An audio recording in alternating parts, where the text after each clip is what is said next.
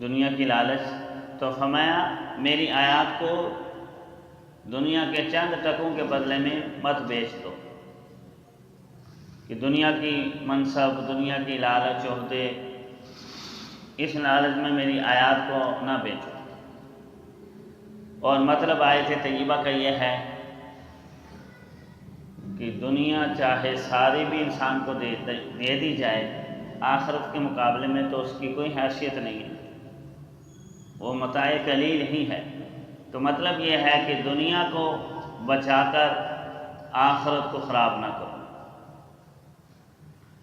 اس دنیا کو چھوڑ دو اور آخرت اپنی بچاؤ۔ یہ مطلب نہیں ہے کہ زیادہ پیسوں میں قرآن کی آیات بیچ دو، کم پیسوں میں نہ بیچو، یہ مطلب نہیں ہے۔ مطلب اصل یہی ہے کہ دنیا کی لالچ، طمع، حرص و حوث کی وجہ سے میری آیات کا سودا نہ کرو۔ جو حکم اور جو احکامات اللہ تعالیٰ نے بتائے ہیں اس کے اوپر ایمان بھی لاؤ، عمل بھی کرو اور دوسروں کو بھی بتاؤ۔ وَإِيَّايَ فَاتَّقُونِ، اور میری ذات سے ہی ڈرو۔ جب تک انسان کے دل میں خوف الہی نہیں آئے گا، اللہ رب العزت کی عظمت نہیں آئے گی، تو انسان راہ راست پر نہیں آتا۔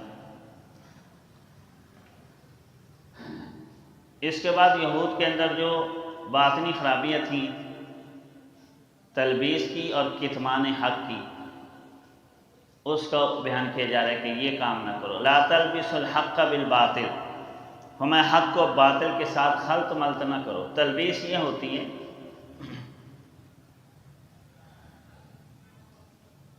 کہ ایسے گفتگو کی جائے کہ انسان کے سامنے حق واضح نہ ہو، یا اصل میں مدینہ طیبہ کے اندر دو طرح کے لوگ تھے۔ کچھ تو بالکل کسی کو کچھ پتہ نہیں تھا، اور کچھ کو نبی علیہ الصلوۃ والسلام، نبی آخر الزمان کا ادھر ادھر سے پتہ چل گیا، تو تصدیق کے لیے یہود کے پاس جاتے، کیونکہ یہ اہل کتاب تھے۔ تو جن کو تھوڑا بہت پتہ تھا تو وہ تصدیق کے لیے جاتے، تو ان کے سامنے ایسی بات کرتے کہ وہ شکوک و شبہات کا شکار ہو جاتے۔ جو تھوڑی بہت ان کو معلومات دوسروں سے ملی تھی، اس میں بھی وہ شکوک و شبہات کا شکار ہو جاتے۔ اسے کہتے ہیں تلبیس، جسے آج کی اصطلاح میں پروپیگنڈا کہتے ہیں۔ پروپیگنڈا کرنا، سچ کو جھوٹ اور جھوٹ کو سچ کر کے دکھا دینا۔ تو یہ اسی طریقے سے حضور علیہ الصلوۃ والسلام کی بتائی گئی علامات کو ایسے بیان کرتے کہ لوگ یہ سمجھنے لگ جاتے کہ شاید یہ وہ نبی نہیں۔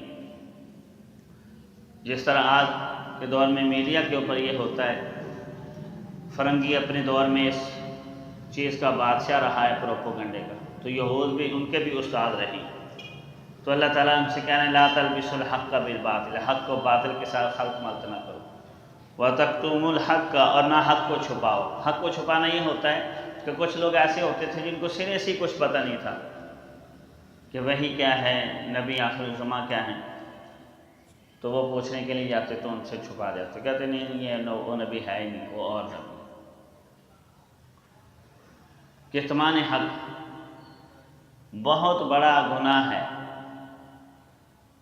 نبی علیہ الصلوۃ والسلام کا فرمانے کہ خصوصاً جو بنیادی دین کے مسائل ہیں، یا ایمانیات ہیں، نبوت سے بڑھ کر، رسالت سے بڑھ کر اور کون سا مسئلہ ہو سکتا ہے، تو اس کو بھی چھپا جائے۔ ہمیں جو حق کو چھپا جائے گا، الجم بلجام من النار، جہنم کی لگام اس کو پہنائی جائے، آگ کی لگام اس کے منہ میں ڈالی جائے۔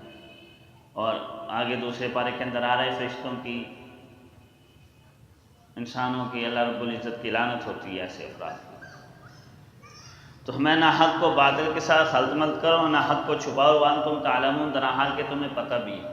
یعنی یہ جو خرابیاں یہود کے اندر تھیں کہ حق کو چھپا جانا یا خلط ملط کر دینا، یہ کسی نادانستہ طور پر نہیں، جان بوجھ کر اس طرح کرتے تھے۔ جانتے بوجھتے علم رکھنے کے باوجود دین الہی، نبی علیہ الصلوۃ والسلام کی نبوت اور رسالت اور حق کو چھپا جاتے اور پروپیگنڈا کرتے۔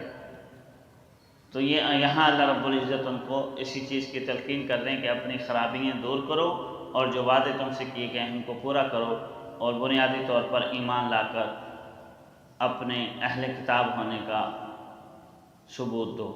اللہ رب العزت کی ذات ہمیں سیکھنے، سمجھنے اور عمل پیرا ہونے کی توفیق عطا فرمائے۔